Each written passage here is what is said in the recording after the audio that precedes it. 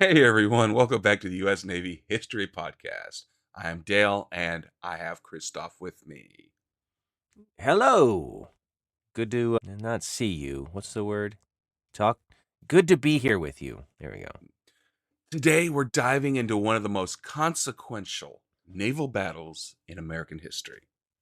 You want to guess what that is? Consequential naval battles. God, there's so many. I'll say the Battle of Midway. Yes, you are correct. Oh, this. I'm not a plant, everyone. I actually guessed.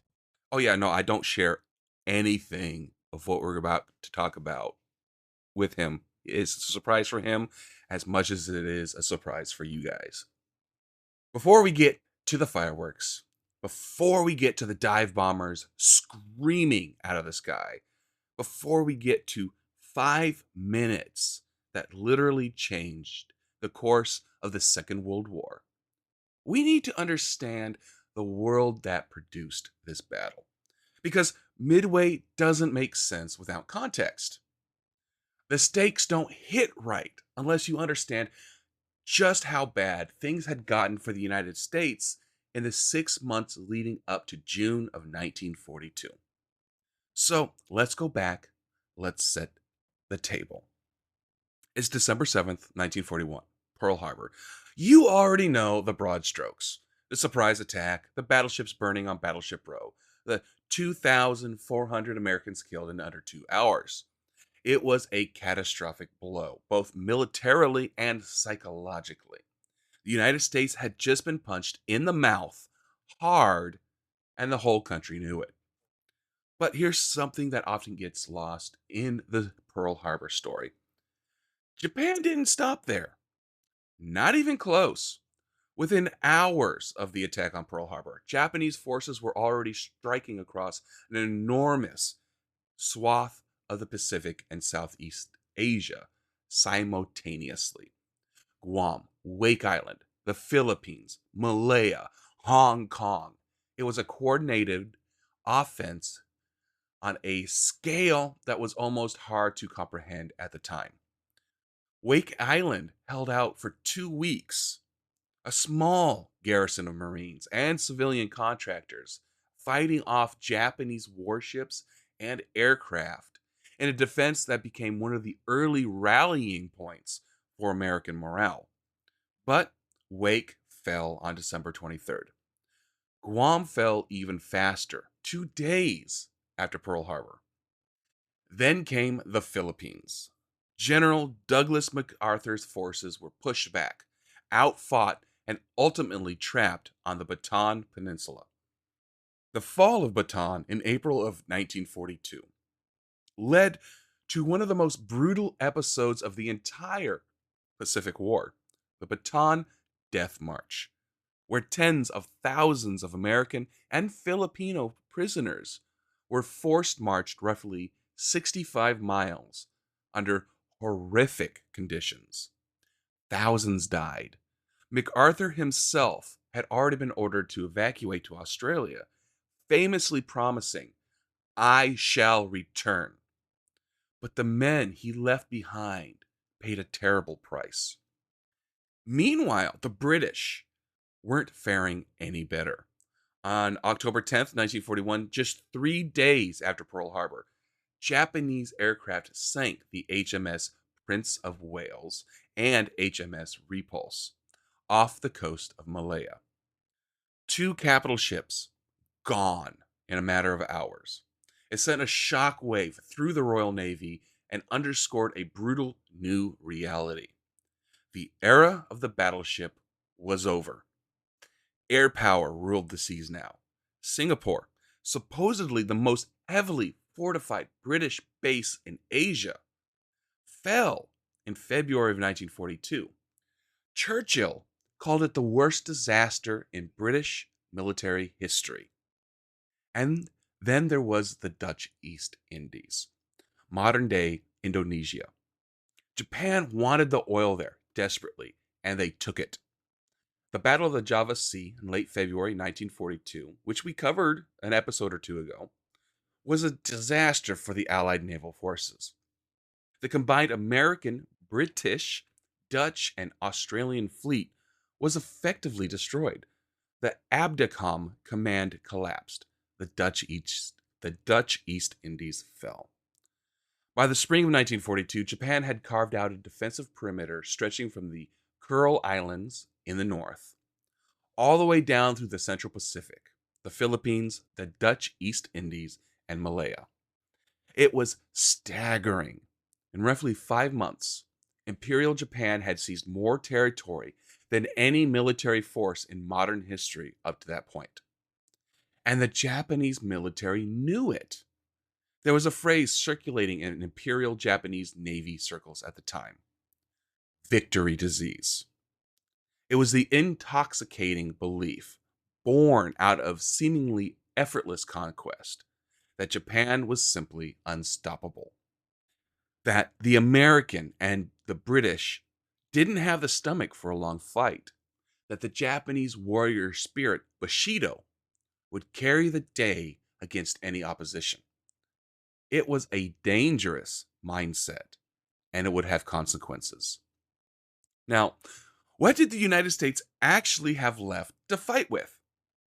The good news, and at the time it felt like thin gruel, what the American aircraft carriers had not been at Pearl Harbor on December 7th.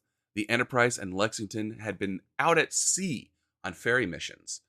The Saratoga was on the West Coast. Pure luck. But it meant the Pacific Fleet still had a carrier striking force. The bad news was almost everything else. The battleship force had been gutted at Pearl Harbor. The Arizona, gone forever. The Oklahoma was capsized. Several others were damaged and out of action for months. The Navy was scrambling. The Lexington, one of those carriers that had survived Pearl Harbor, was lost at the Battle of the Coral Sea in May of 1942.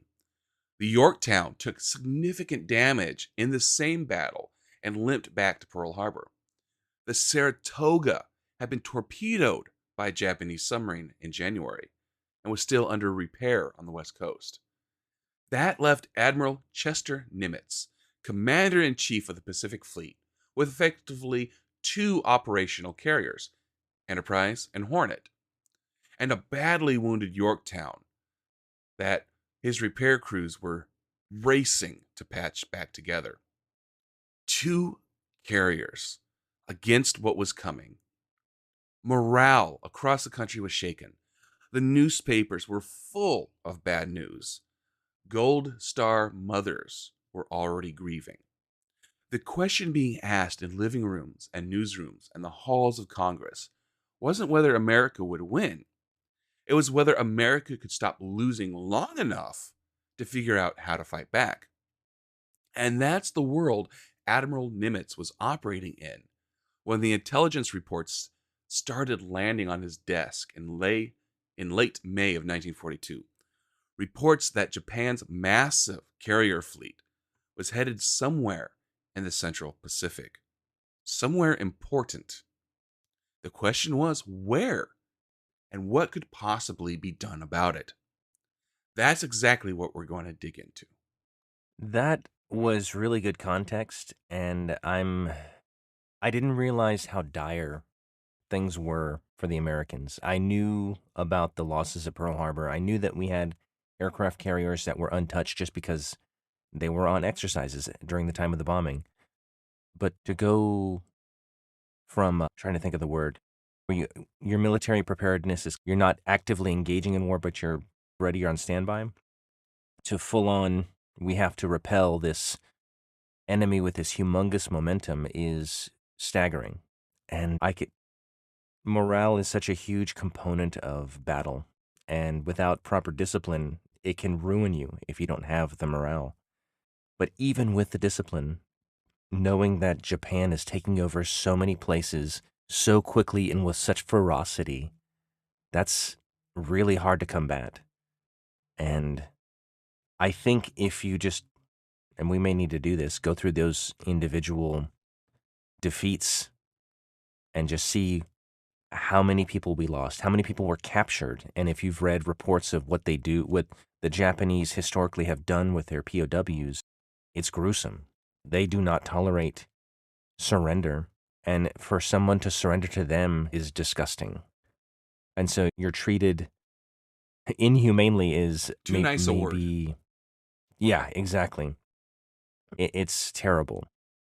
And so I think understanding that is very important, not only to this battle, but to the overall conflict and how the mindset of America shifts throughout the war against Japan and the Japanese Empire just because of the consistent and overwhelming cruelty. Now, I'm not saying that this justifies prejudice or anything like that, No, not at all. but yeah, but understanding the context of the combatants and the cruelty that they suffered, it does have an effect. And yeah, I'm glad you laid this out at the beginning to understand why Midway was so vital. And so I'm ready to get to the part where it's not an overwhelming defeat time and time again. To understand what Nimitz was up against, we need to get inside the Japanese decision making process. Because the plan that was taking shape on the other side of the Pacific was enormous in scale and ambitious, almost to the point of arrogance, and driven largely by one man's vision of how to end the war in the Pacific in a single stroke. That man was Admiral Yamamoto Isoroku, and he is one of the most fascinating figures of the entire Second World War. Yamamoto is sometimes misunderstood in popular history. He's often portrayed simply as the architect of Pearl Harbor, the villain who launched the sneak attack.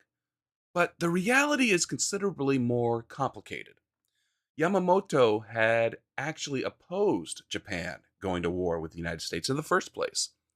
He'd spent time in America. He'd studied at Harvard, served as a naval attaché in Washington. He understood American industrial capacity in a way that most of his colleagues simply did not. He famously warned Japanese leadership before the war that if they forced a conflict with the United States, he could promise them a year, maybe a year and a half of victories. After that, he could promise them nothing. He knew what America's factories, shipyards, and population could produce once fully mobilized. He wasn't optimistic about Japan's long term prospects. But once the decision for war was made, Yamamoto threw himself into it completely. He designed the Pearl Harbor attack. He pushed it through over the objections of the Naval General Staff. And when it succeeded spectacularly, at least in the short term, it made him the most celebrated military figure in Japan. But by early 1942, Yamamoto was already thinking past the initial conquests. He understood something that the victory disease crowd did not, that Japan's window was closing. Every month that passed was a month the American industrial machine was spinning up. Every month of delay made the eventual American counteroffensive larger, better equipped, and harder to stop. Yamamoto's strategic logic was brutally simple. Japan needed to destroy the American carrier fleet before that counteroffensive materialized. Not damage it, not push it back, destroy it. Force a decisive engagement in the Central Pacific, annihilate what remained of American naval power, and then negotiate a settlement from a position of overwhelming strength before the United States could rebuild. To do that, he needed bait. He needed to threaten something the Americans couldn't afford to ignore. Something that would force Nimitz to commit his carriers to battle regardless of the odds. Midway Atoll. Midway sits roughly 1,300 miles northwest of Pearl Harbor. It's a tiny place, two small islands inside a coral atoll, together covering less than 3 square miles of dry land. It's not impressive to look at, but strategically, it was enormously important. Midway was the northernmost American outpost in the Central Pacific. It served as a forward base for patrol aircraft, the PBY Catalinas, that watched the approaches to Hawaii. Lose Midway, and the defensive perimeter around Pearl Harbor develops a serious hole. Japan captures Midway, and suddenly they have an airfield within striking distance of Hawaii itself. Yamamoto calculated, correctly as it turned out, that the Americans would have to fight for Midway. They couldn't let it fall without a response. But getting the operation approved wasn't straightforward. There was a serious debate inside Japanese Navy leadership about where to strike next. One faction wanted to push into the Indian Ocean, threaten India, potentially link up with German forces pushing through the Middle East. Another faction, particularly the Army, wanted to focus on consolidating the new defensive perimeter and build up strength. There were advocates for striking towards Australia, cutting the supply lines between the US and Australia to knock the Australians out of the war entirely. Yamamoto got his way, largely through force of personality and, frankly, through a degree of institutional intimidation. He made it known that if the operation was not approved, he would resign. And given his status in given his stature in Japan at that moment, that was not a threat the Naval General Staff could easily ignore. So the operation was approved. Then came the Doolittle Raid on April 18th, 1942. Everybody knows that story. 16 Army B-25 bombers launched from the carrier Hornet, flying a one-way mission to drop bombs on Tokyo and several other Japanese cities. The physical damage was minimal. The psychological impact was massive on both sides. Americans went wild with pride. Japanese leadership was shaken and embarrassed. The home islands were supposed to be untouchable. Suddenly, they weren't. The Doolittle Raid actually helped Yamamoto. It silenced the remaining opposition to the operation. If American carriers could threaten Tokyo, then eliminating those carriers became an urgent national priority. The operation was locked in. The force Yamamoto assembled for the operation was staggering. The strike force centered on 4 of Japan's best fleet carriers: Akagi, Kaga, Soryu, and Hairu, under the command of Vice Admiral Chuchichi Nagumo. These were the same carriers with many of the same veteran aircrews that had executed the Pearl Harbor attack. Together, they carried over 250 aircraft. Escorting them were battleships, cruisers, and destroyers.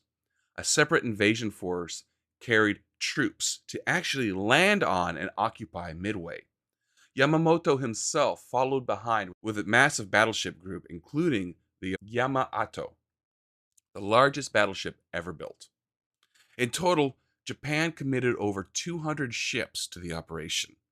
It was the largest naval force assembled in the Pacific War to that point, against 2 American carriers and whatever Nimitz could scrape together. On paper, it wasn't a fight, it was an execution. But Yamamoto had one problem he didn't know about yet. Actually, he had several hundred problems. They worked in a basement in Pearl Harbor, and they had been reading his mail for months.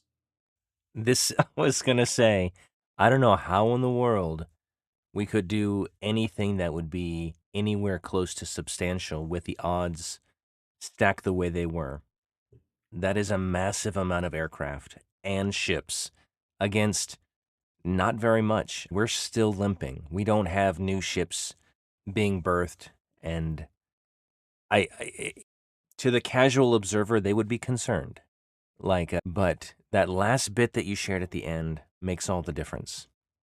And we've shared this in other episodes where intel is gathered in some capacity And it makes all the difference in the world. If you know what your opponent is going to do, you can take the time to counter that movement perfectly. And if not win outright, at least inflict a humongous amount of damage. And at this point, that's probably, I would imagine, what they're going for. It's just let's just hurt them as much as we can. But Nimitz, he's a pretty wily guy, and I bet he has something up his sleeve that most contemporaries wouldn't even anticipate. And so to know, again, this is intel that most of the crew, I'm sure, of those ships are not aware of. All they know is they need to trust their officers, and they do. And word goes out, hey, we're sailing toward the Japanese fleet. And they may not know exactly how many, but they do know precisely how ferocious they are and the metal that they're up against. And so, in spite of any fear or apprehension they might have, it's yes, sir, let's get it done. And so, there we're building up to the confrontation, and I'm not as concerned as I was. I know what ends up happening anyway, but I'm putting myself in that time frame to say, okay, I'm not as concerned if we know what they're doing. And by the way, ladies and gentlemen, and everybody listening, mail is a great source of intel, but also today, email is also a great source of intel, and it's much easier to access. So please be careful with what you're putting in your emails. Just as a public service, I want to put that out there. All right, back to you, Dale.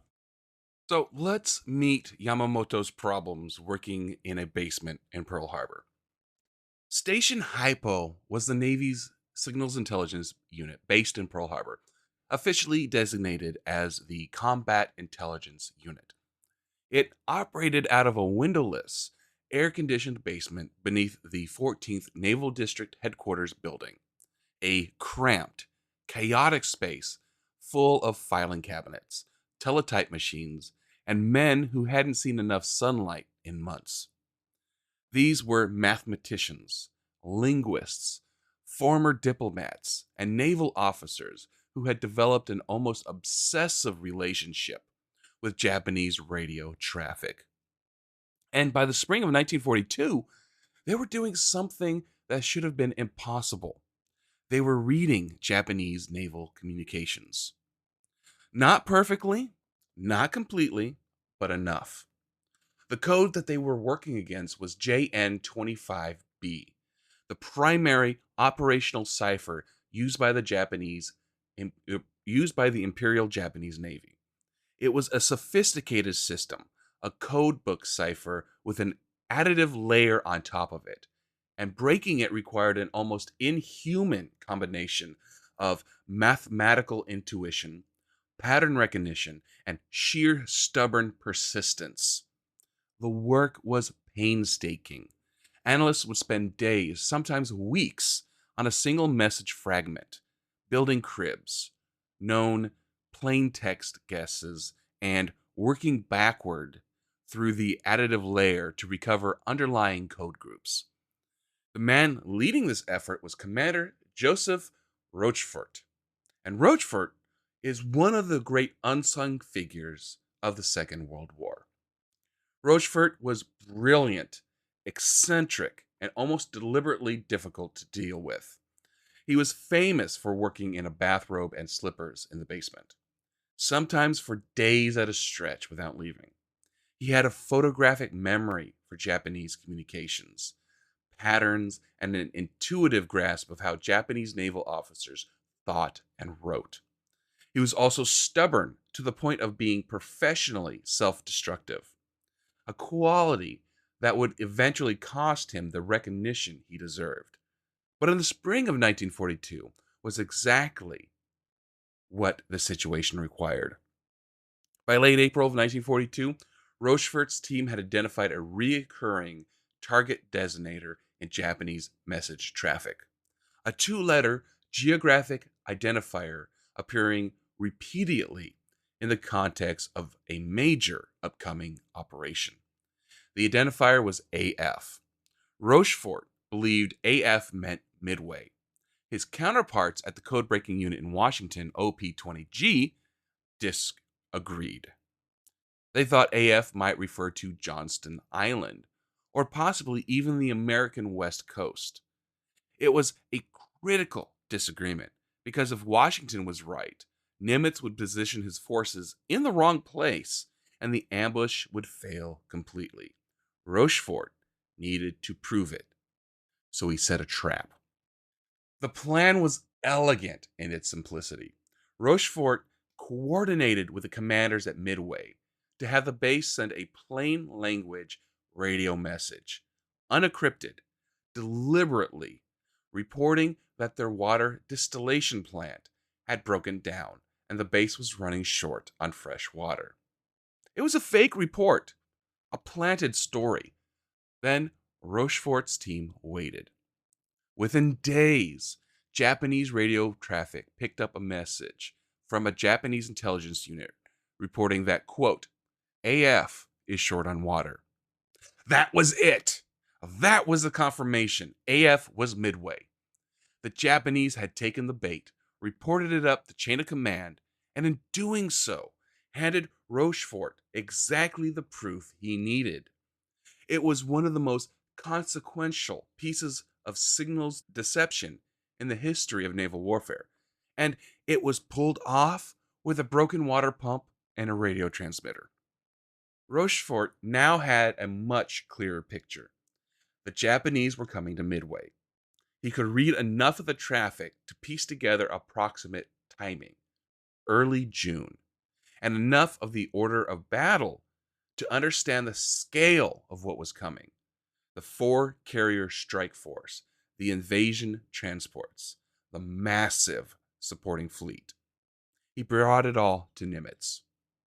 Now, here's where the human element becomes absolutely critical, because intelligence is only as good as the commander willing to act on it.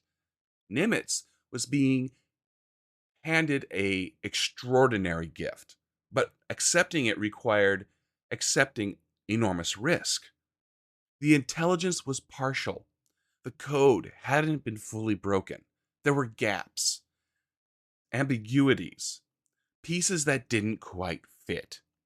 Washington was still skeptical, and the consequences of being wrong, of committing his last carriers to the wrong position based on faulty intelligence, were almost too large to contemplate. If Nimitz was wrong and the Japanese hit somewhere else while his carriers were waiting near Midway, the Pacific Fleet would be out of position, with nothing left to stop a Japanese assault on Hawaii or the West Coast. The political fallout alone would have been catastrophic, the military consequences potentially war-ending. But Nimitz trusted Rochefort. He had developed a relationship with his intelligence staff built on mutual respect, and he understood that Rochefort wasn't a man who overstated his confidence. When Rochefort said AF was Midway and the attack was coming in early June, Nimitz believed him. On May 27, 1942, Nimitz issued his orders. Task Force 16, Enterprise and Hornet, under Rear Admiral Raymond Spruance, would sortie immediately. Task Force 17, the patched together Yorktown, under Rear Admiral Frank Fletcher, would follow as soon as the repair crews could get her seaworthy. They would take up position northeast of Midway in a spot Nimitz designated Point Luck, and wait. The Japanese fleet had already sailed. Nagumo's carriers left their anchorage at Hashirajima on May 27th, the same day Nimitz issued his orders, heading east across the Pacific with complete confidence that the Americans had no idea they were coming. They were wrong about that, but they still had 200 ships, 4 of the finest aircraft carriers afloat, and hundreds of veteran combat air crews. Knowing they were coming and being able to stop them were two very different things. What Nimitz actually had to work with, and just how thin that hand really was, is exactly what we need to look at next. I didn't know that the Rochefort's intelligence would be incomplete, but that makes sense. Things are in code all the time, and the efforts that code breakers have to go through in order to get a complete picture is monumental. It's rarely, I should say, that easy. But knowing, I can't believe he dropped the fake news about Midway and then was able to trap them. That is excellent. And then the mindset of the Japanese thinking that they have the element of surprise. And so, whenever a force has the element of surprise, you carry yourself differently. And so they're sailing east, like you said, and they think they're going to be unopposed. It's going to be pretty easy given the experience of their crews, and any deviation would at least cause confusion, but at most cause a lot of damage. I'm curious, when in these days, radio only has a certain range, right? It's not like they're bouncing off satellites or anything. So if this Japanese fleet is sailing so far out, or even the Americans sailing so far west, how do they get orders or communicate information back home when they're at sea? Radio. Was that something that it had that kind of range? Yes, there is a whole. Have you ever heard of amateur radio? I have, yes, like ham radio. Yes. Okay. That was the main way to communicate back in the 40s. I have Oh, a high frequency radio right here in my recording studio that I can reach the other side of the world with and have. no kidding. You have to be licensed to And I use imagine, these, but yes. and I imagine the radio traffic back then was a lot less, and so communicating a signal all the way across the world was much easier. Okay, that's just one thing that I was a little uncertain of, because technology plays such a vital role in the ability of these forces to do most of the things they're able to do. We talked about torpedo technology or aircraft, carrier capacity, and radio has been at the center of a lot of these conversations. That's amazing. And knowing that they can respond or even hack potentially radio signals coming from the Japanese fleet back home, that's crucial. And we're getting closer to the conflict. Uh, one other thing, Rochefort. Never heard of him. I'm glad I have. This is another example of why I value this podcast and filling in the gaps of history, the personal details of people that made significant contributions that shaped how things went down in history, how these watershed moments shifted because of these people. And just to add to that, most of the communication was done in Morse code at this time, not voice, because Morse code Okay. can actually travel further than voice communications. I did see the final countdown, so I knew that part. There's a scene where that comes up. All right, I'm going to cut this, but I have to ask. You've never actually heard of Rochefort, and you've never actually heard of the deception for Midway? No, never Oh, have. okay. I sorry, I thought that was common historical knowledge. It may be, but like not according to my high school and college history. Eh, well, They just covered the very high points. okay. There was a battle of Midway. This was the outcome. Look at that. I just learned something about our educational system. Education system, super detailed. So, we just established that knowing the Japanese were coming and actually being able to stop them were two very different things. Let's talk about what Nimitz had to work with. Because when you lay it all out, the American position heading into the Battle of Midway was somewhere between desperate and genuinely alarming. This was not a situation where a well prepared, well equipped force was laying in wait for an overconfident enemy. This was a situation where a battered, undermanned, partially repaired collection of ships and aircraft was being asked to stop the most powerful carrier force ever assembled, with almost no margin for error and no reinforcements coming if things went sideways. Let's start with the carriers because they were everything. Nimitz had three carriers available: Enterprise, Hornet, and Yorktown. On paper, that sounds reasonable. In reality, the situation with each one had serious complications. Enterprise was in the best shape of the three. She was a combat tested ship, a veteran of the early Pacific War raids, with an experienced crew and a capable air group. Her crew called her the Big E, and she had already built a reputation as the most dependable ship in the Pacific Fleet.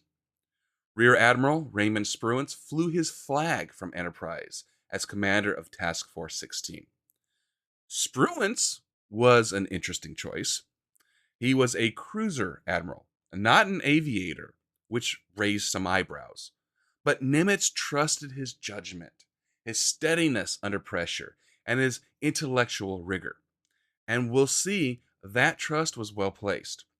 Hornet was newer, but had less combat experience. She'd participated in the Doolittle raid, which gave her crew a certain pride, but she hadn't yet been tested in a full carrier battle.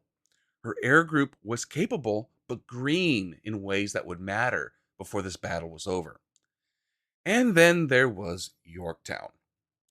The Yorktown had taken serious damage at the Battle of the Coral Sea in early May. Bomb hits that caused significant internal damage, flooded compartments, and structural problems that naval engineers initially estimated would take 3 months to repair properly. 3 months. Nimitz didn't have 3 months, he had days. When Yorktown limped into Pearl Harbor on May 27th, Nimitz went aboard personally to assess the damage.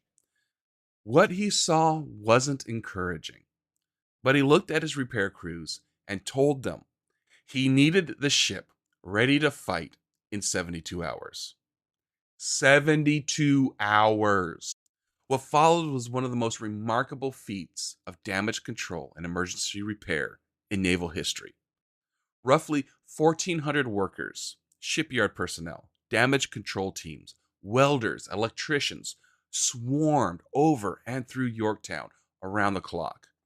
They worked in shifts, but many didn't bother going home between them. They patched bulkheads, shored up damaged structures, replaced equipment, restored power systems. They couldn't fix everything. They didn't try to fix everything. They fixed what was necessary to make her fight. On May 30th, 3 days after arriving, Yorktown sailed out of Pearl Harbor under her own power. Her repairs incomplete but sufficient.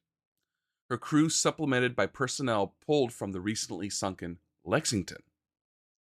She wasn't 100%. She was maybe 60%. But she was a carrier deck with an air group. And right now, that was worth everything.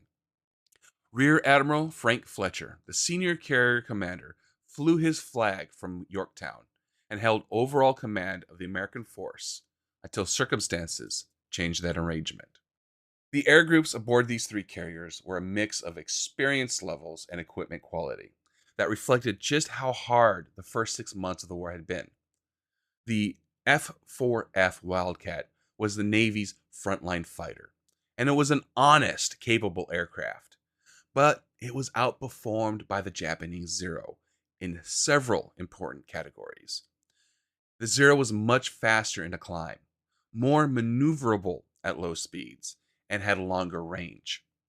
American fighter pilots had learned, sometimes fatally, that you didn't try to dogfight a Zero on its own terms.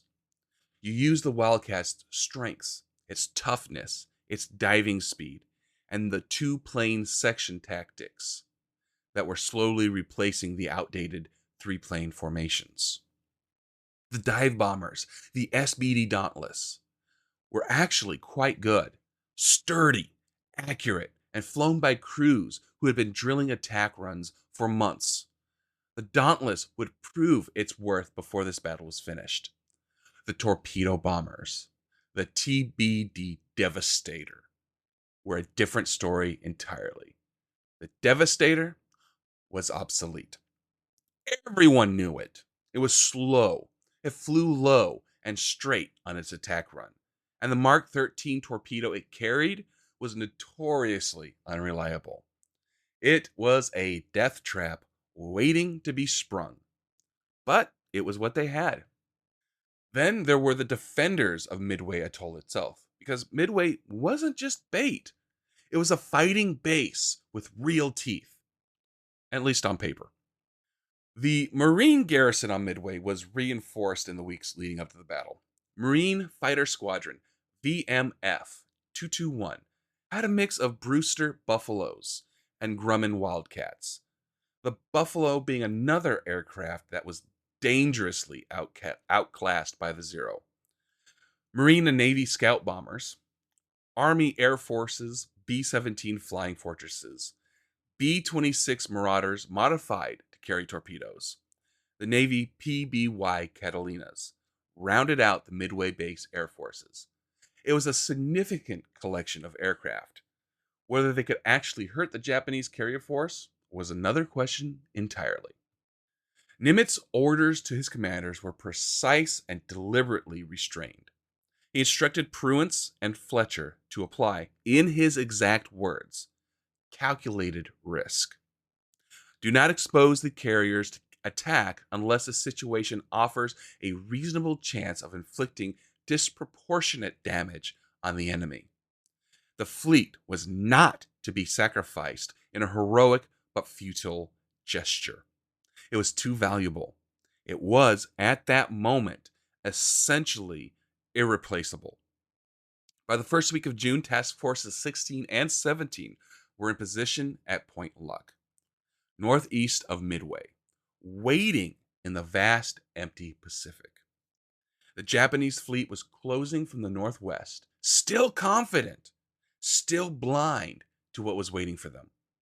The opening moves were just days away, and when they came, they were going to be violent, confusing, and costly, especially for the Americans striking first from Midway.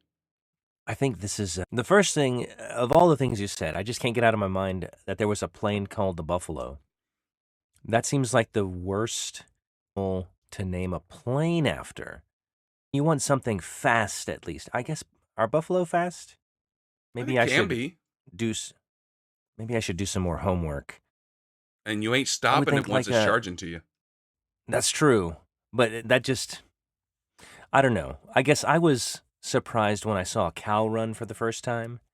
Those things are preternaturally nimble. Like they can cut like you wouldn't believe, and it's very tough to get them. I saw somebody rounding them up on a dirt bike, and they were having a hard time. Like their dirt bike was just fast. Anyway, I'm off topic. One of the things to remember is that the Zeros are pretty sophisticated. They had to meet some pretty high standards that the Japanese Navy put in place, and they are, at this point, technologically speaking, the superior aircraft, I think, in a lot of ways. And so not only are the Americans coming in outmanned, but outgunned, really. There is not a real, from a heads up conflict on paper, this is not something they should engage in. They need to just hold back, regroup, and then attack when they can, but they don't.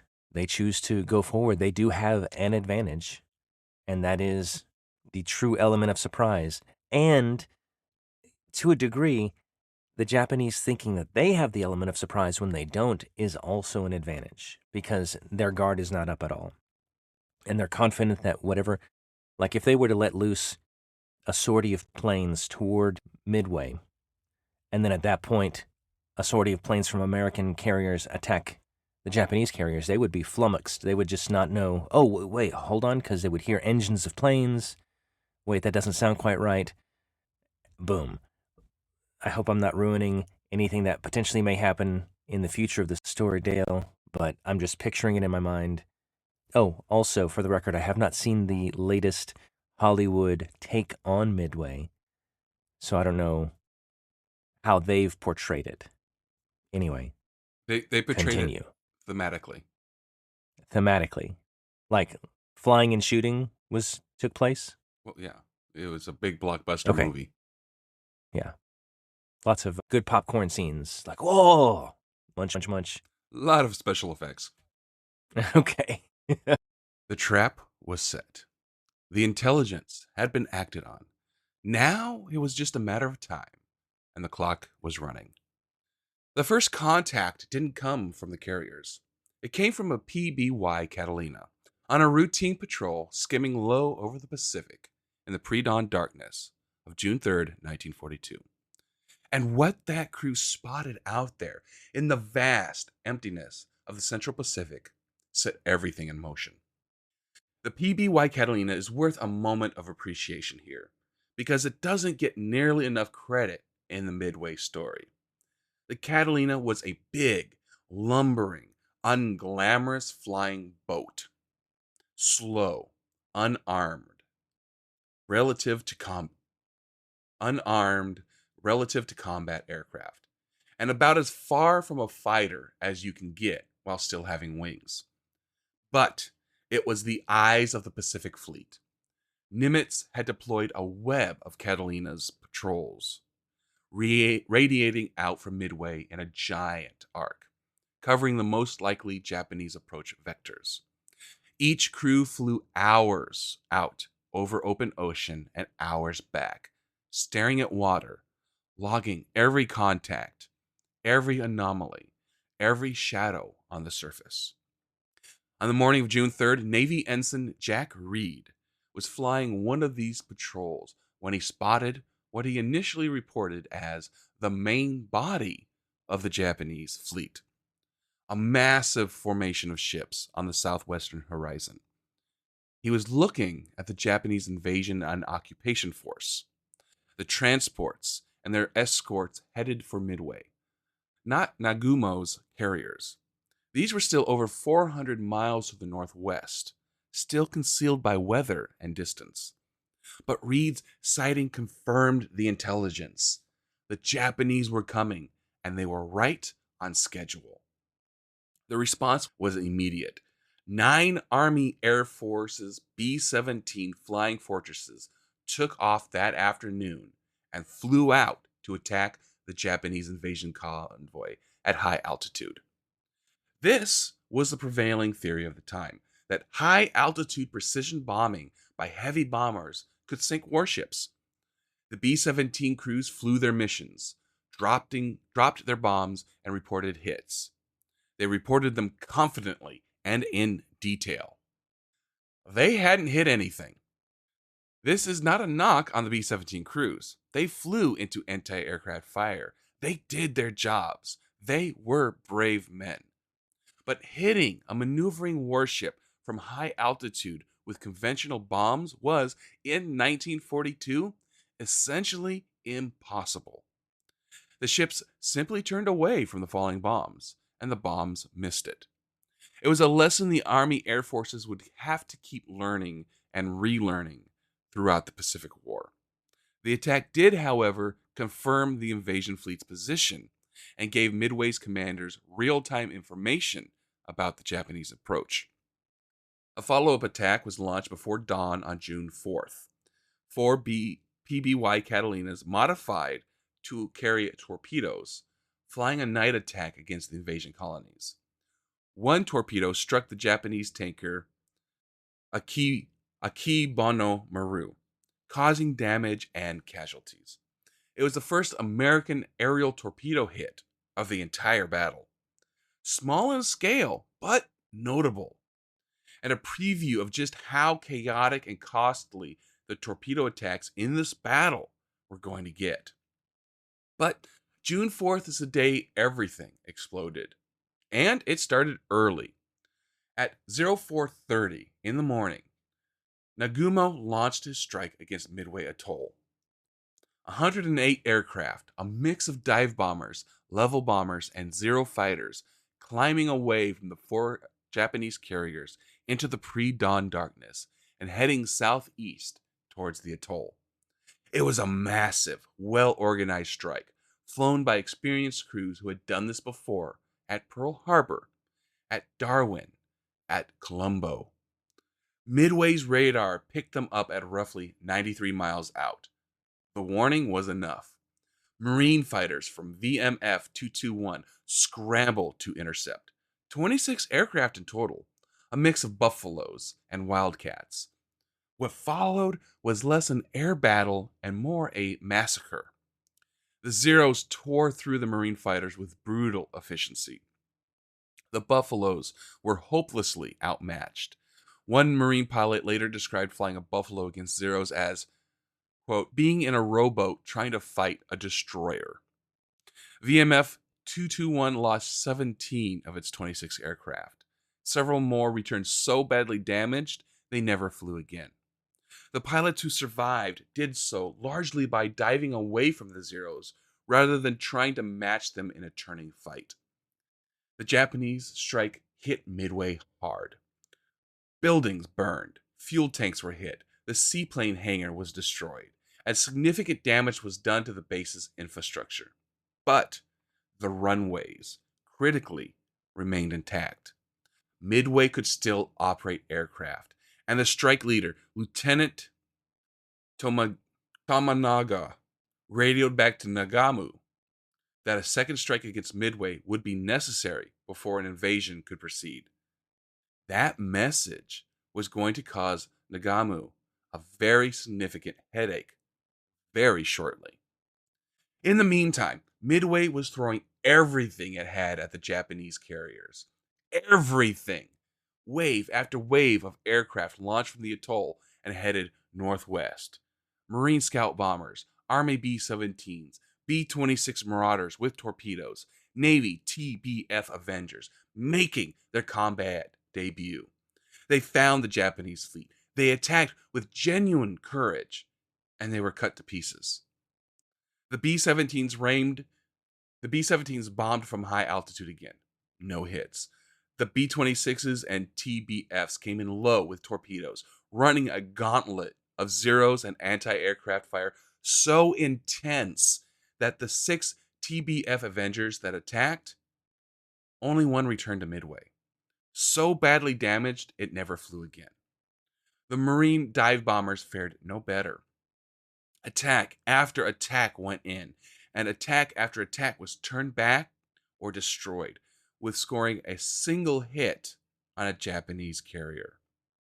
By mid morning on June 4th, the Japanese fleet looked completely invulnerable. Nagamu's carriers were untouched. American aircraft had been falling out of the sky all morning, and nothing had gotten through. But those attacks, futile as they seemed, were doing something important, something nobody fully appreciated in that moment. They were keeping the pressure on, and they were setting the stage for the men who were already airborne from the American carriers, heading towards a rendezvous with history. Those men and what happened, and those men and what happened to the ones who got there first is exactly where we're going next. That is such a fantastic picture of responsibility and duty. Knowing that the aircraft that you have been commanded to fly is effectively useless against the enemy, but still doing it because it's one of the few things that can be done. It's look, we don't have a lot, but this is what we have, and we need to use it. And they did, and they went after the Japanese, and I think that's part of me thinks it's so foolish to waste life like that. But you're right, it did serve a purpose. It occupied the enemy. It made them use resources that they otherwise would use against the force. And war is never pretty or doesn't often make sense. But there is a cold calculation to it many times where this is what needs to be done for victory or to put us in the best position to win later. And I'm sure not only did the Japanese feel like they had the advantage because of quote-unquote surprise, but to absolutely massacre the forces that were coming after them they must have been riding so high, you know what I mean? This is going to be a cakewalk. And I think this was typical of the early matchups against the Japanese in the Pacific conflict. This is a perfect example of why morale was so low This plus the bombing of Pearl Harbor, so many troops, so much material just destroyed. And but as you may or may not know, this was the turning point in the Pacific fight against the Japanese, and I can't wait to hear why or how it unfolds. So, the American air wings from the Navy carriers are airborne. Let's talk about who got there first, because the story of what happened to the American torpedo bomber squadrons on the morning of June 4th is one of the most devastating and heroic episodes in the entire history of naval aviation. It is a story of almost incomprehensible courage, of men who flew straight into certain death, and of a sacrifice that looked completely pointless in the moment, but turned out to be anything but. To understand it, you need to understand the technical situation those crews were flying into. Nagumo's four carriers were operating inside a defensive screen of cruisers and destroyers, and above them, constantly orbiting at altitude, was a combat air patrol of Zero fighters. These weren't green pilots. These were veterans, men who had been flying combat since before Pearl Harbor, some of them since the war with China.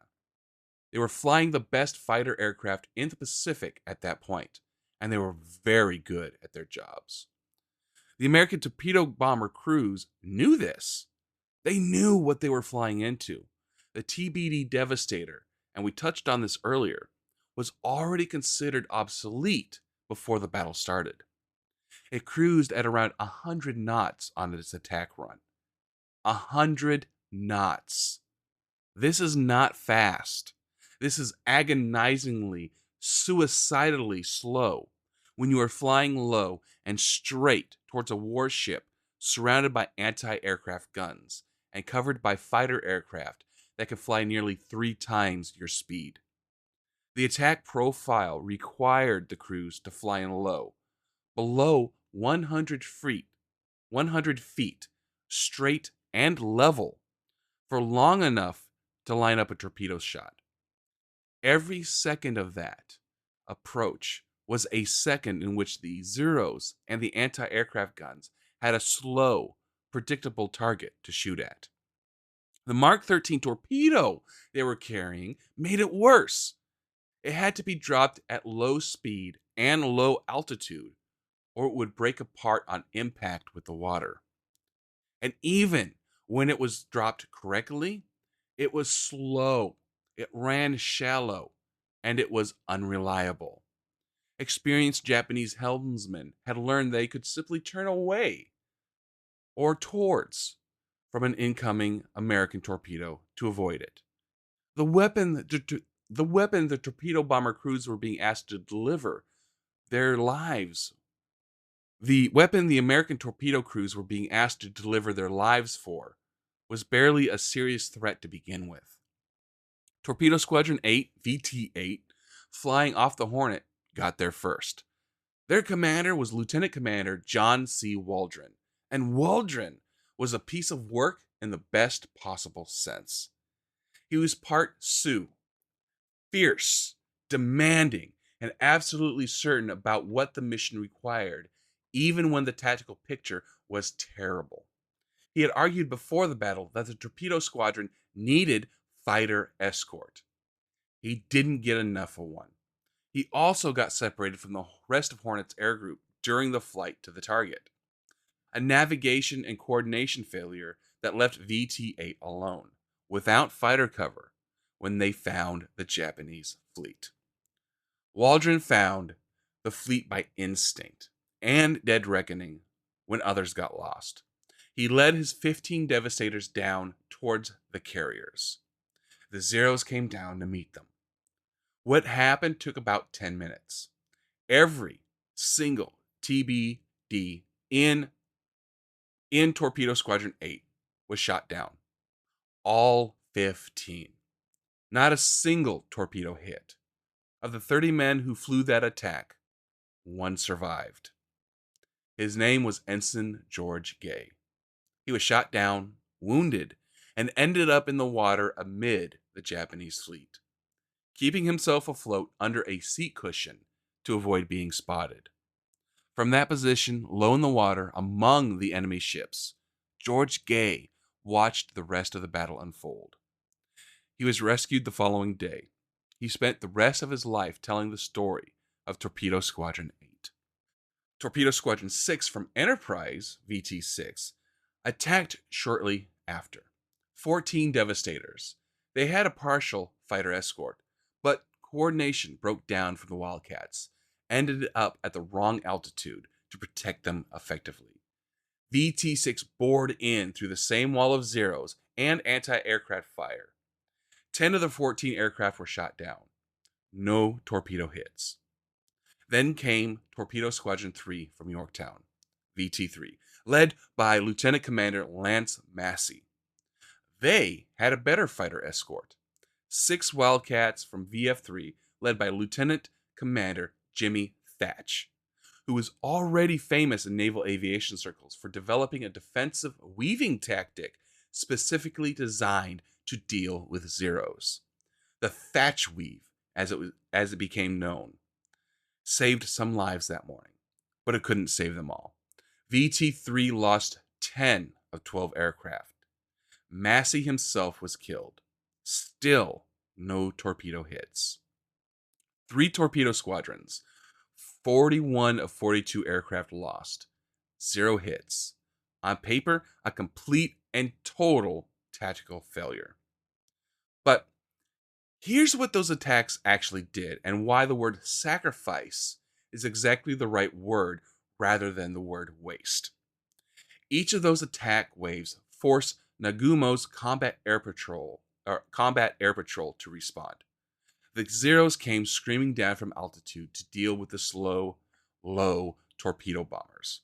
They chased them, shot them down, and stayed at wave top level. Because the attacks kept coming, wave after wave, each new wave demanded a response. By the time VT3 made its attack, Nagumo's fighter cover was badly disorganized. Zeros were low on fuel and ammunition. They were down at the deck, scattered, out of position. The carefully maintained defensive umbrella above the Japanese carriers had been torn apart and dragged down to sea level. And the Japanese carriers themselves were in a state of frantic, chaotic activity. Nagumo had been wrestling all morning with the decision of whether to rearm his second wave aircraft, originally loaded with torpedoes and armor-piercing bombs for an attack on American ships, with conventional bombs for a second strike on Midway instead. He'd changed his mind twice already. Weapons and ordnance were being moved around on the flight decks and hangar decks. Fuel lines were running. Aircraft were being rearmed mid-process. It was organized chaos on those carrier decks. The flight decks were full. The hangar decks were full. Everything was exposed. The Zeros were down at the water. The carriers were vulnerable. And somewhere above, still undetected, the American dive bombers were finally arriving. Dude, this is intense. I felt so. The wave after wave of torpedoes, and we've talked about how American torpedoes at this time weren't necessarily effective early on. So even if they hit their mark, there's no guarantee that they would have done the job. But still, just to get cut down by the Zeros like that, again, I was thinking, what a waste. The Marine flight wing on Midway, what a waste. But it set up this scenario, just as you described, of disorder. And they're having to react. And they think that they're in the driver's seat, even though they're still able to fend off all these attacks pretty substantially. It's distracting them from the real threat. And what a brilliant stroke that is. Muddy the water, so to speak, to cause confusion and distraction in one area so they're not looking where they need to be looking. And I'm a little surprised at the indecisiveness of the Japanese commander.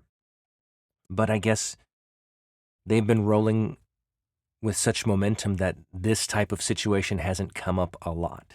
They've just been, they've overpowered enemies through sheer skill and technology that for anything to be in disarray is unusual.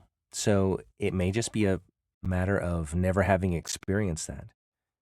Also, the B 17 bombers, I think, having such a dismal track record from high altitude, I remember reading about how they had a very precise and sophisticated altitude aiming device for their bombers, but it was never tested at altitude because the temperatures are pretty low as you go up higher, and it affects the targeting system significantly.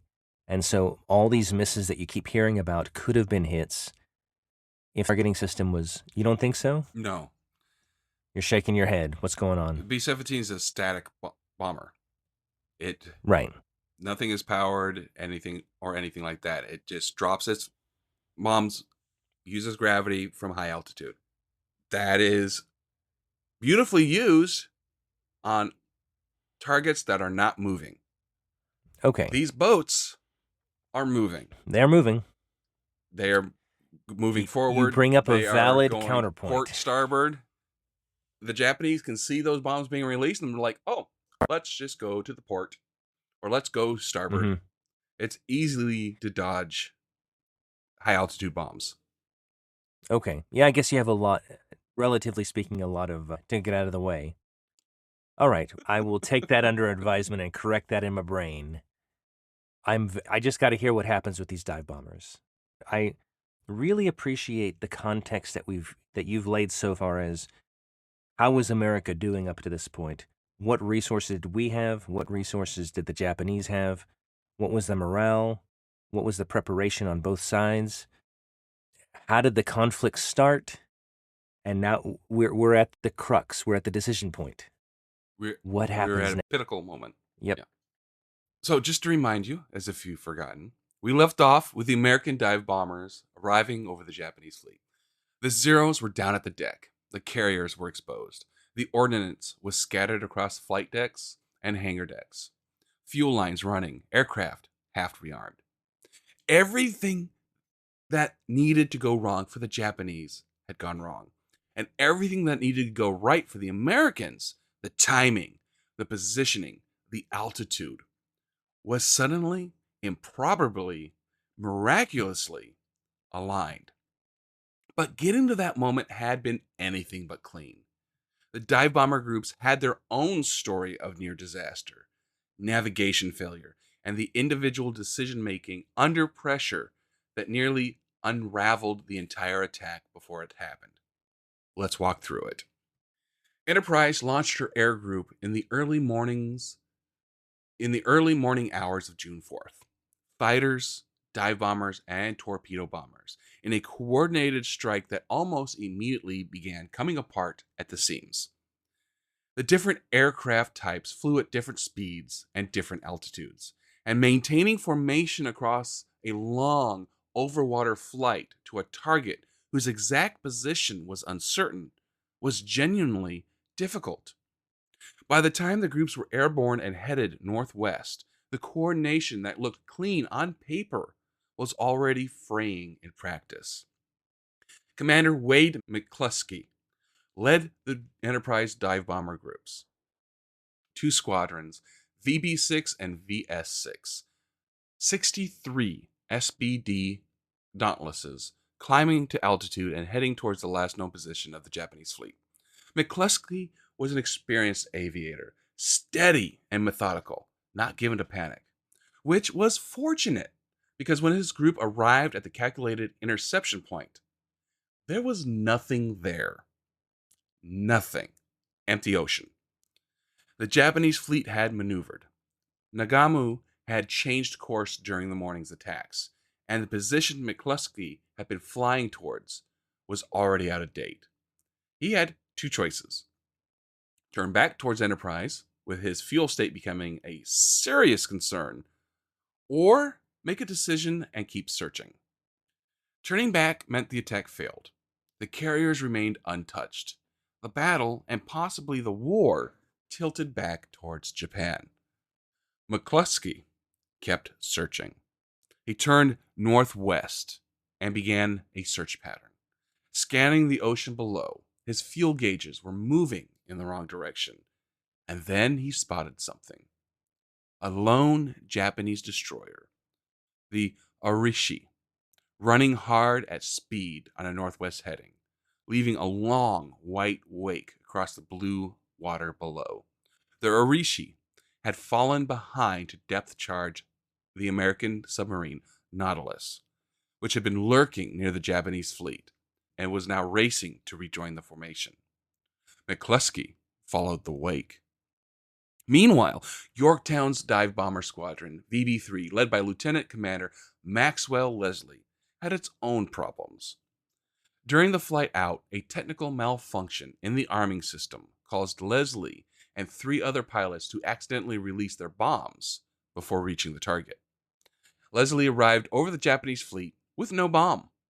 He led the attack anyway, making dummy runs to distract anti-aircraft gunners and draw fire away from his pilots, who still had weapons.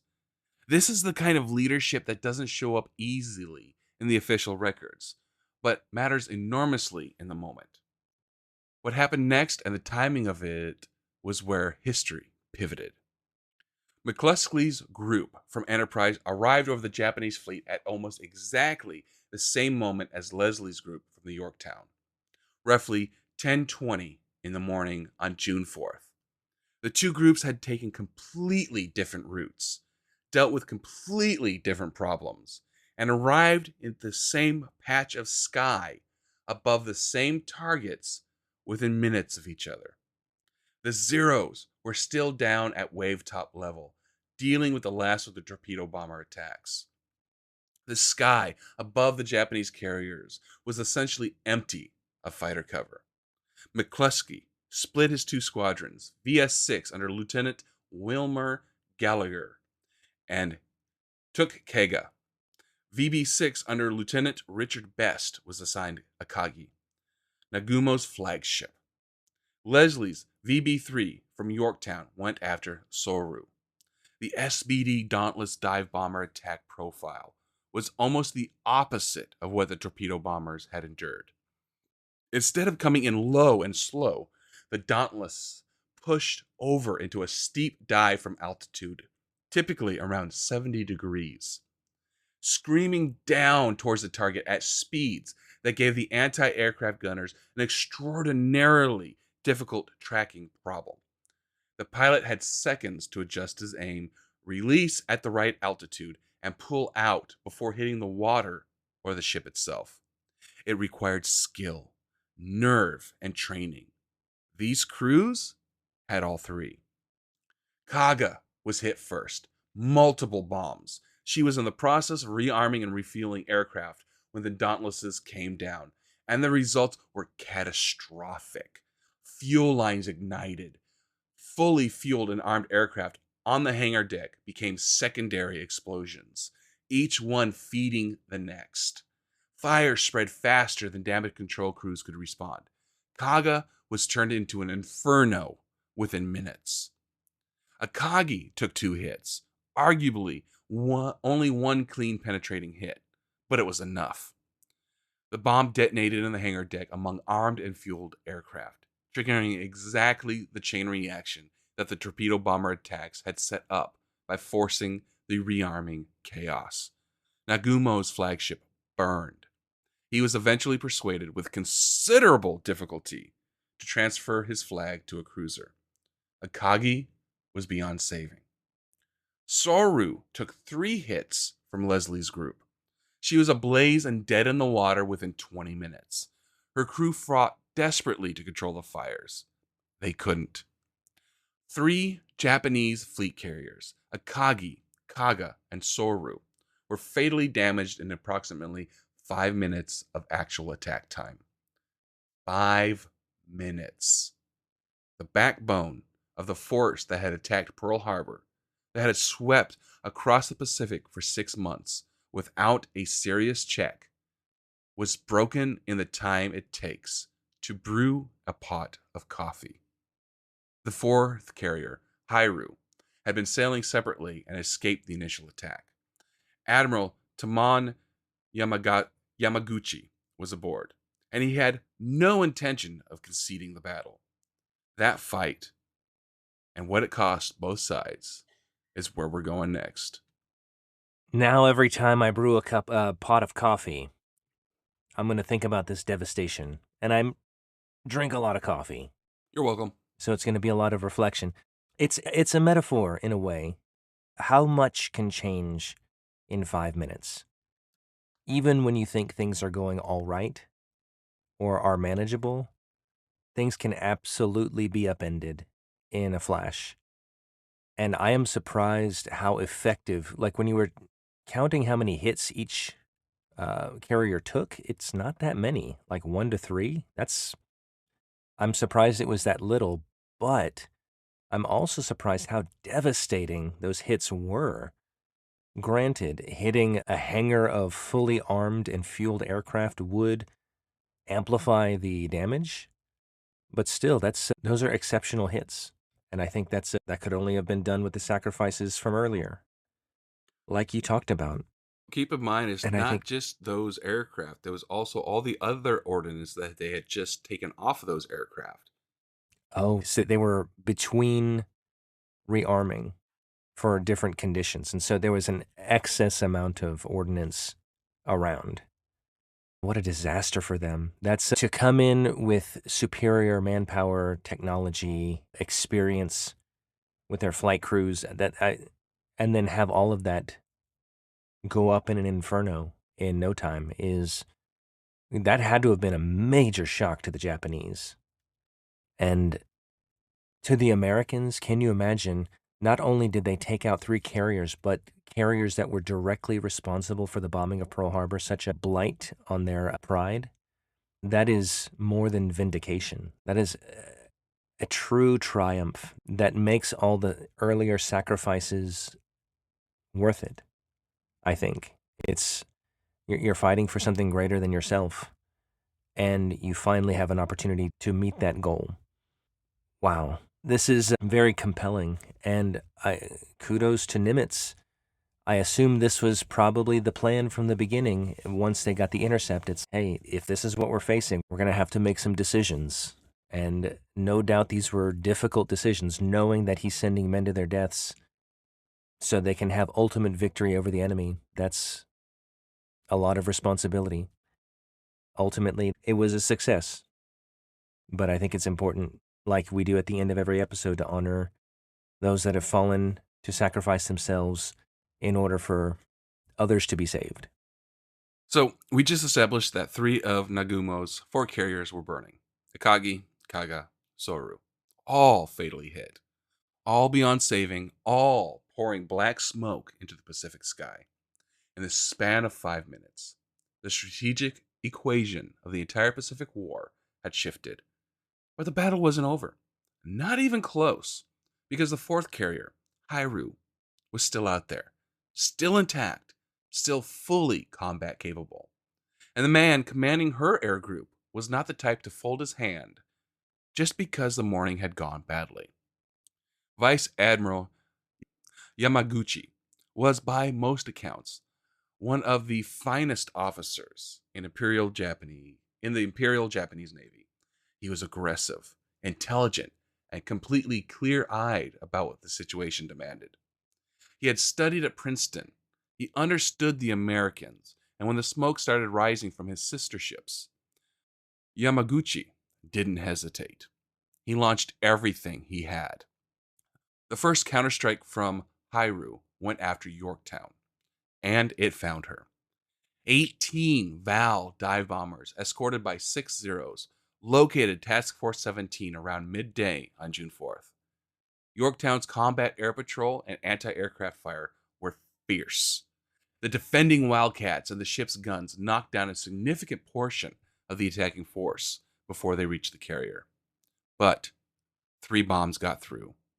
They hit Yorktown hard, igniting fires, rupturing the flight deck, and knocking out her boilers. She slowed, then stopped, dead in the water, listing slightly, smoke rising from her wounds. Fletcher, with his flagship crippled and unable to operate aircraft effectively, made the decision to transfer his flag to the cruiser Astoria and hand tactical command of the carrier battle to Spruance aboard Enterprise. It was the right call. Yorktown needed every available hand for damage control, not fleet coordination. But it meant that for a critical period in the moment of the battle, American command arrangements were in flux. What happened next with Yorktown is one of the most remarkable damage control stories of the entire Pacific War. And given the competition for that title, that's saying something. Her crew went to work. They fought the fires with everything they had. They got the boilers relit. Within roughly an hour that must have felt like a controlled miracle to everyone on board, Yorktown had her fires under control, had worked back up to 20 knots, and had resumed flight operations. She had launched and recovered aircraft. She looked from a distance like a fully operational carrier again, which is exactly why the second wave from Hairu targeted her. Yamaguchi launched 10 Kate torpedo bombers for the second strike, again escorted by Zeros. They came in low, exactly the attack profile most dangerous to a carrier and Yorktown's combat air patrol, now partially composed of fighters from Enterprise that had landed aboard Yorktown to refuel, scrambled to intercept. Anti-aircraft fire filled the sky, but two torpedoes found their mark.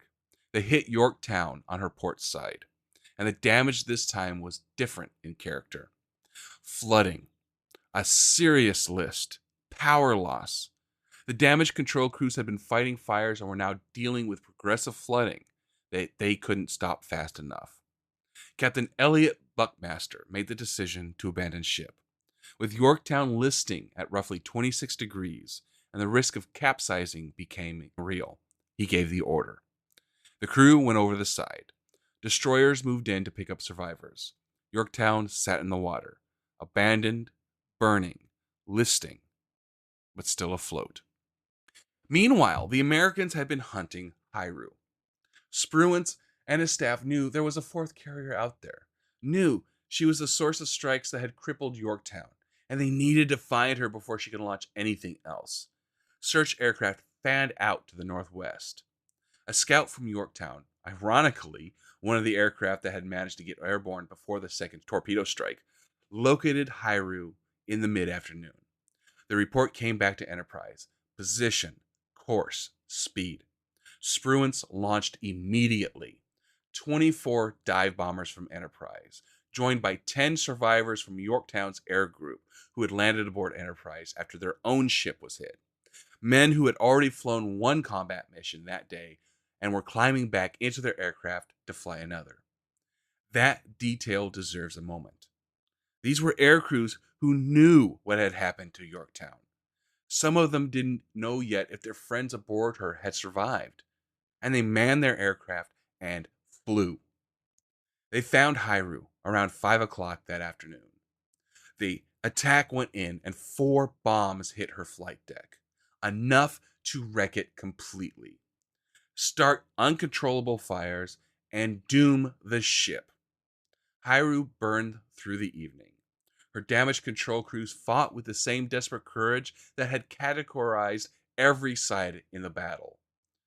But the fires reached her magazine spaces, and the internal explosions that followed ended any real hope of saving her. Yamaguchi made his decision. He would go down with his ship. He gave his men permission to abandon Hairu, and then declined to leave himself. Captain Kaku stayed with him. The two men reportedly shared a last drink, exchanged words that witnesses remembered as calm and almost philosophical, and remained aboard as the crew went over the side. Hairu sank in the early morning hours of June 5th, taking both men with her. Yamaguchi was 49 years old. Many Japanese naval historians have argued he was the officer most capable of replacing Yamamoto, The Battle of Midway took him too. By nightfall on June 4th, all four of Nagumo's carriers were burning or sunk. The most powerful carrier strike force ever assembled was gone. But the battle wasn't quite finished, and neither was the cost to the Americans. What happened in the following days, the confused pursuit, the loss of Yorktown, and the final accounting on both sides is exactly what we need to cover next. As you were describing Yamaguchi and his decision to go down with the ship, as noble and honorable as that is, and I know that's a saying, the captain always goes down with the ship, he seemed very experienced, even before you mentioning how he could be the apparent to Yamamoto himself. This seems, I know, I don't know if this was sourced from a cultural convention that he felt like he needed to follow, but all that experience and wisdom and capability was lost by choice. And he had the opportunity to escape. I don't know if he would have been seen as shameful and thereby ill-equipped to lead any man. Or Yeah. so I it seemed like the Japanese could have been more effective had they been able to hold on to their veterans longer. And I know we've talked about this in the past as far as many of their Zero pilots, they were top heavy. They had a lot of excellent veterans, but then once they were lost, the bench was not very deep. And so they couldn't really fight at the same level that they did at the beginning. And I'm wondering if it's the same for the ship command for this as well. Well, Ugh. remember in 1942 that the Japanese code of honor was everything to them. And Yeah. I'm sure that it is still prevalent today. But Yeah. when I, you have a failure as big as this admiral obviously felt, the only honorable thing left to do is to die. yeah, accept defeat for what it is and not flee.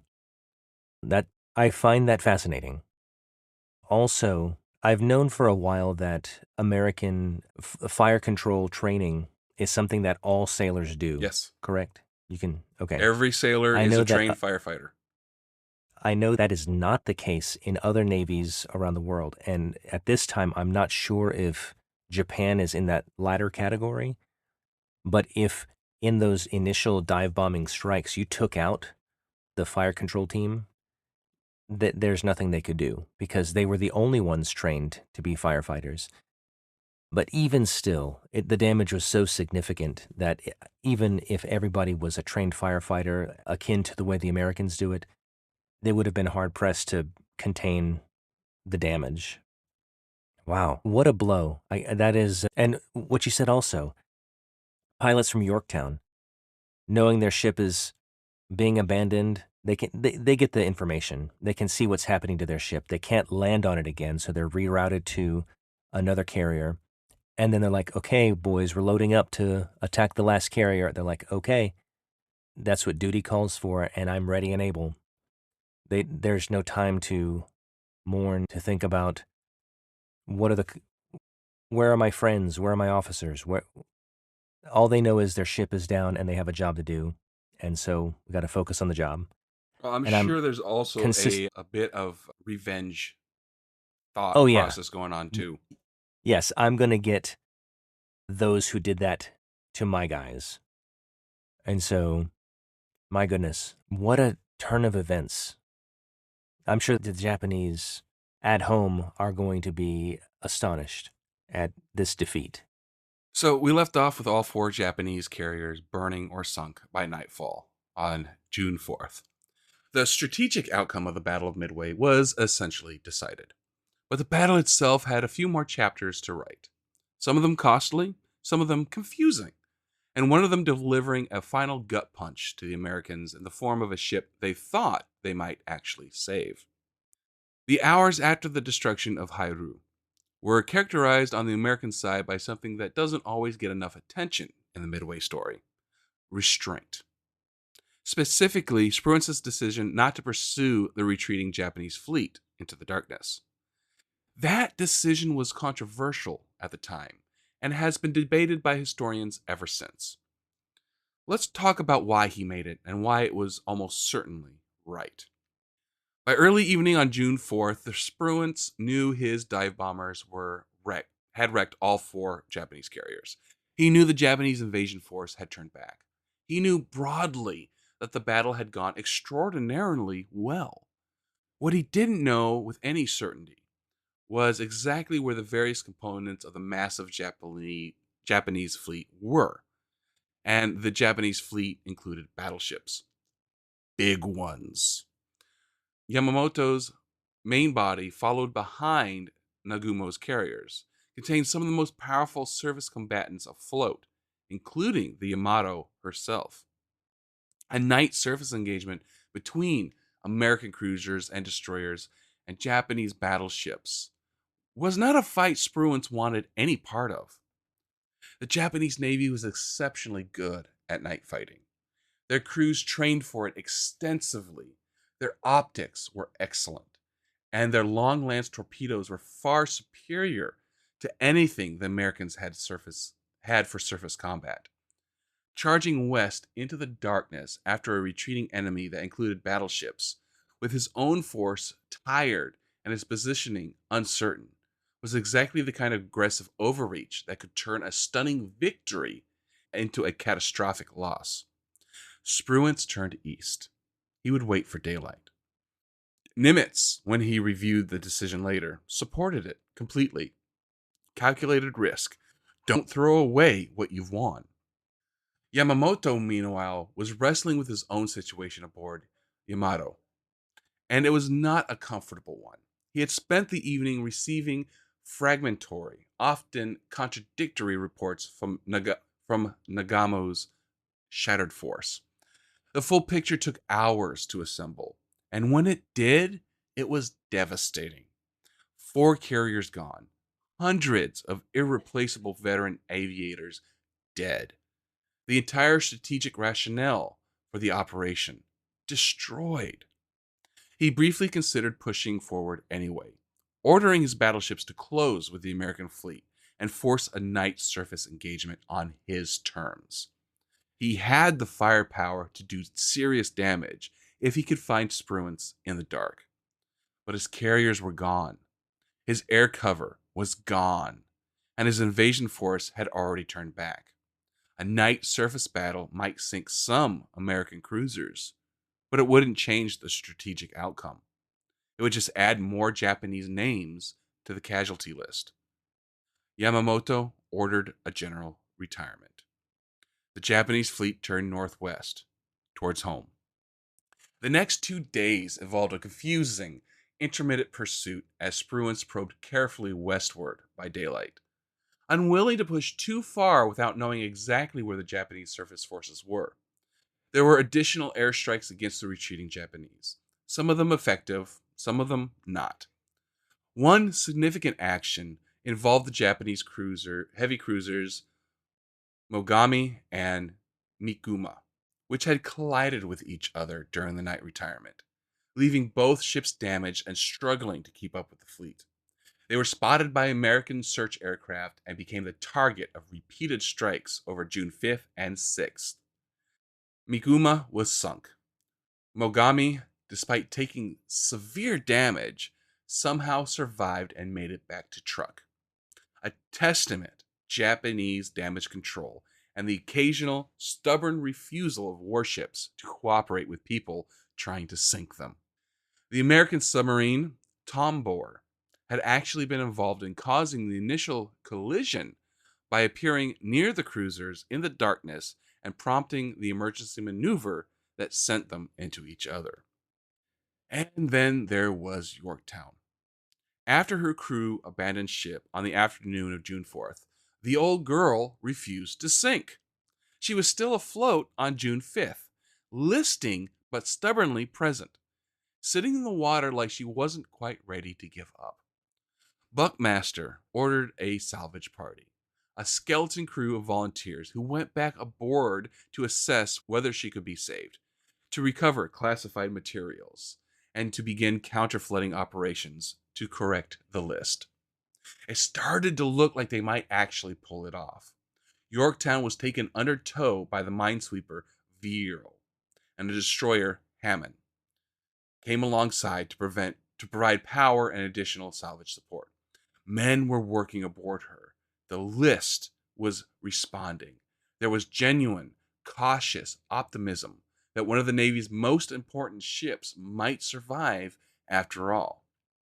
Then, on the morning of June 6th, Japanese submarine I-168 found her. I-168 had been ordered specifically to hunt down and finish Yorktown. Japanese reconnaissance aircraft had spotted the carrier still afloat and reported her position. Commander Yahachi Tanabe brought I-168 in through the destroyer screen, a remarkable feat of submarine seamanship, and fired a spread of 4 torpedoes.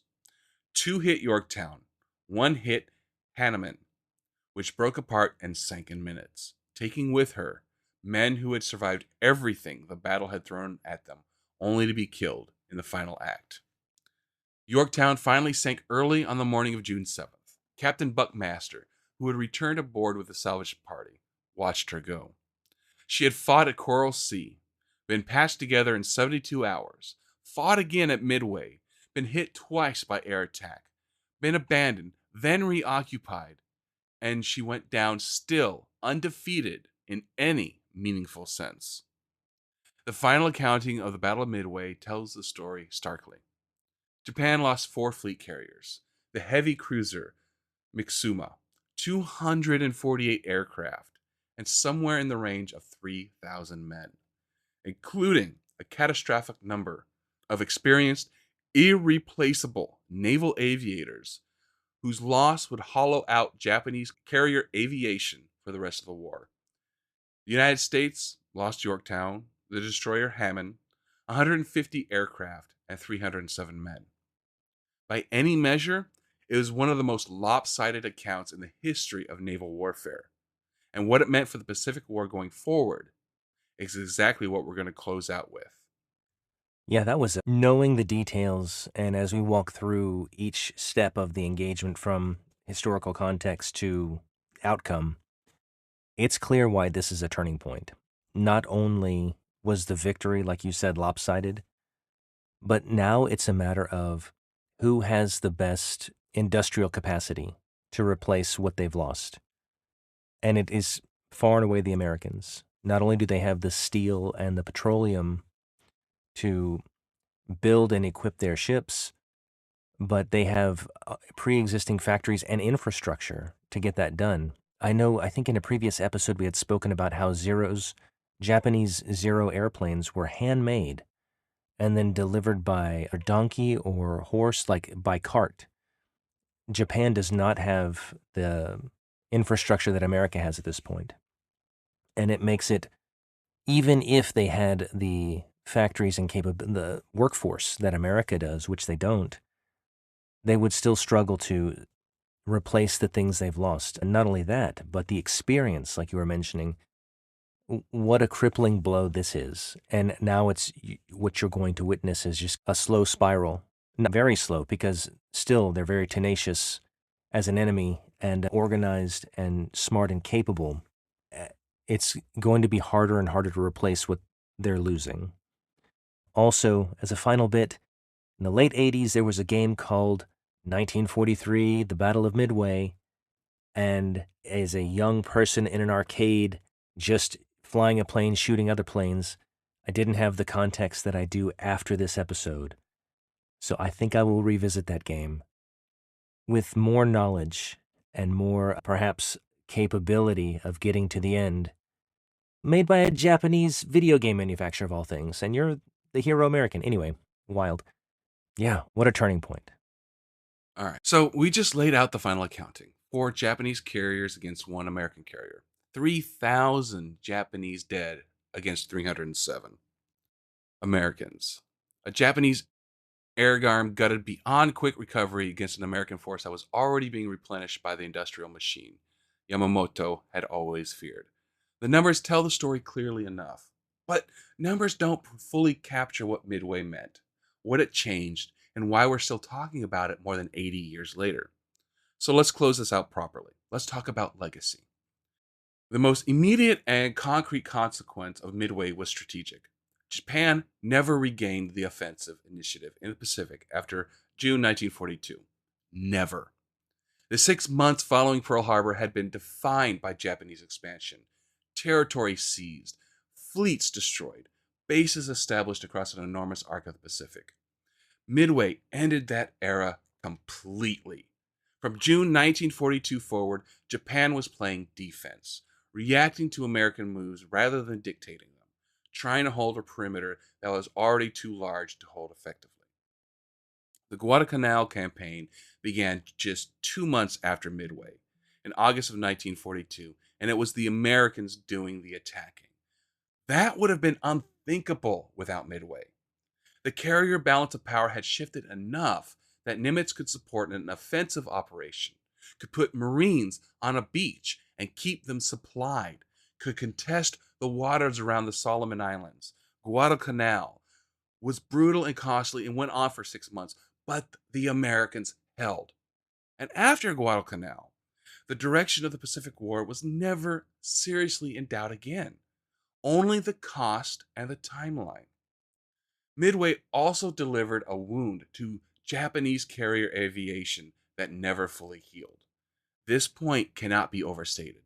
The pilots and aircrew lost at Midway were not just bodies.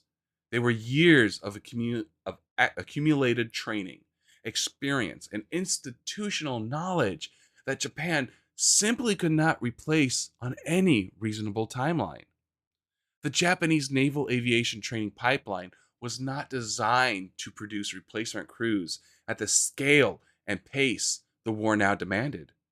The men lost over Midway's waters had been flying since before the war, some of them since the late 1930s.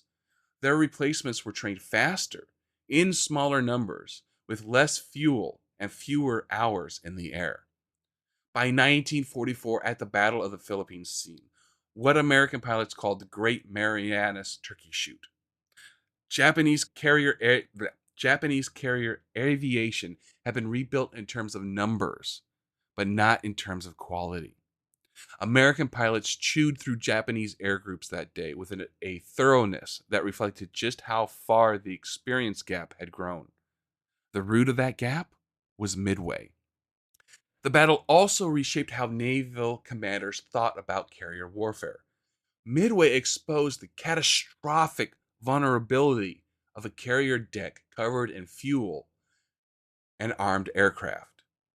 Covered in fueled and armed aircraft. Nagumo's fatal hesitation, the back and forth rearming decisions that left his hangar decks full of ordnance and fuel at the worst possible moment, became a case study in what not to do.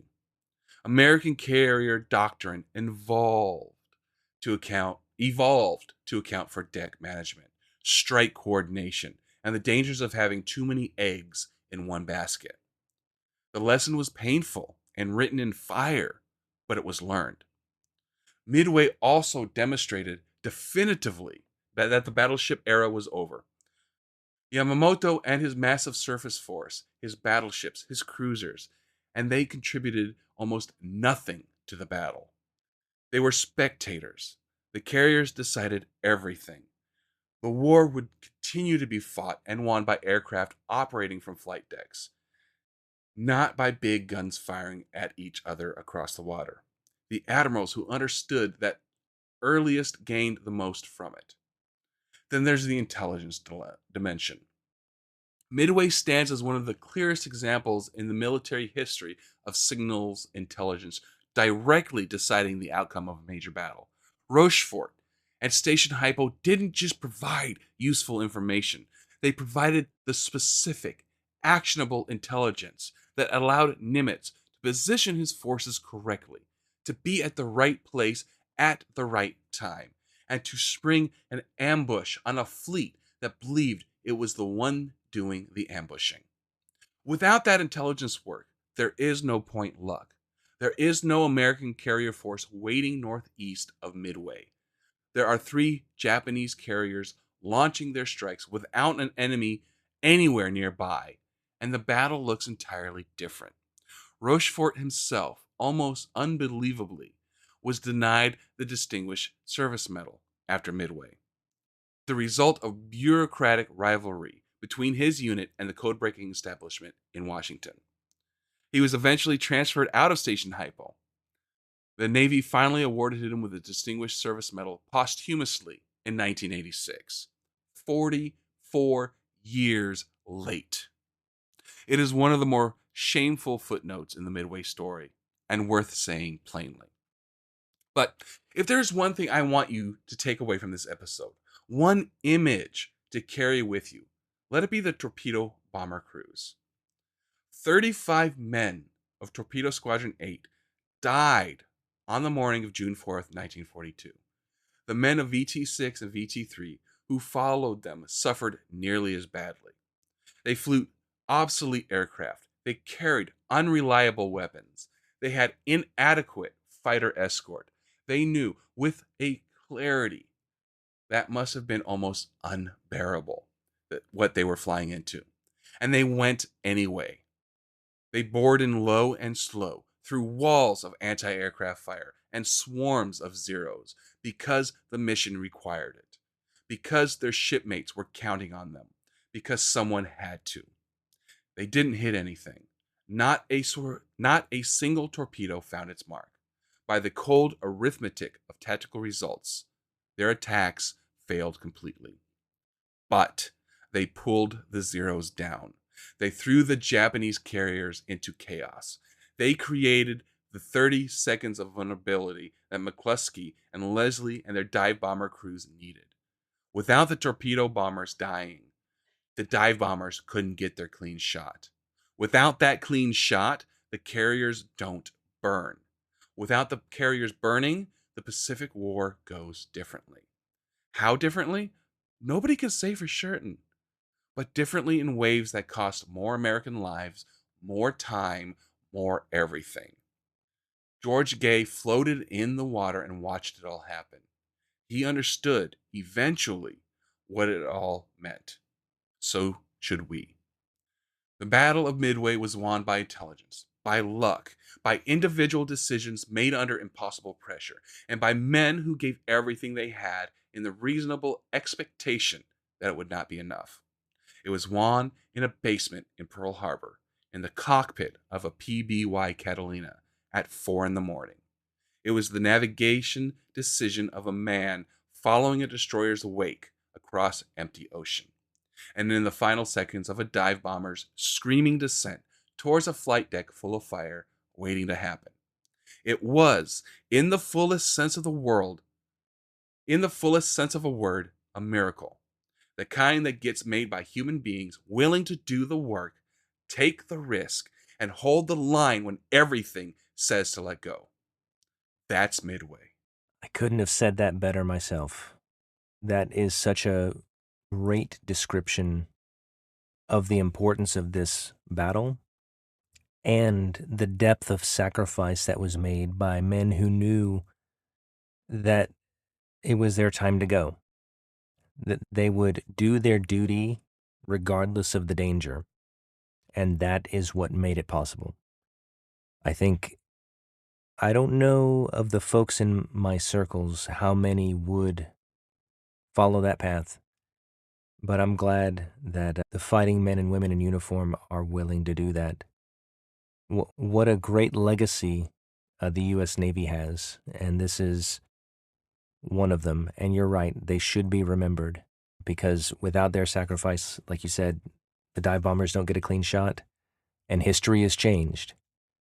Maybe the carriers are successful, or they pull back and they learn the lessons from this that make them a little sharper and a little bit better. As I say every episode, I've learned something, and I'm better for it. And thank you. And I hope all of you, along with me, have learned something as well. So at the end of our episodes, we like to honor one of our fallen angels. Today, I want to extend that honor to the men of the torpedo squadrons for the Battle of Midway. Thank you. Thank you. All right, let's get out of here. Yeah, sounds good. Hey, everyone. Thank you for sticking around to the end. I hope you enjoyed the episode. We try and do a good, we put the effort forward so that you will find it enjoyable. And if you'd like to let us know how much you enjoy it, there's a couple of ways you can do that to get a hold of us. You can email us. The email address is usnavyhistorypodcast@gmail.com. We're on X Twitter with the handle USNHistoryPod. And we have a Discord server. Look for it in the show notes, and then you can find it, log in, chat with other listeners. It's pretty cool. Finally, if you feel like sharing this episode or this podcast with someone you know that you think would enjoy it, please do. Be our guest. Hopefully, these vignettes into the personal aspect of historical battles make a difference in understanding what people had to go through in order to achieve different objectives or what they fought for in vain. Like sometimes it doesn't go so great, but all in all, it should be remembered the human qualities that we're able to explore. So thank you for listening, and I hope to catch you next time. And with that, we're going to wish you guys fair winds and following seas. Goodbye.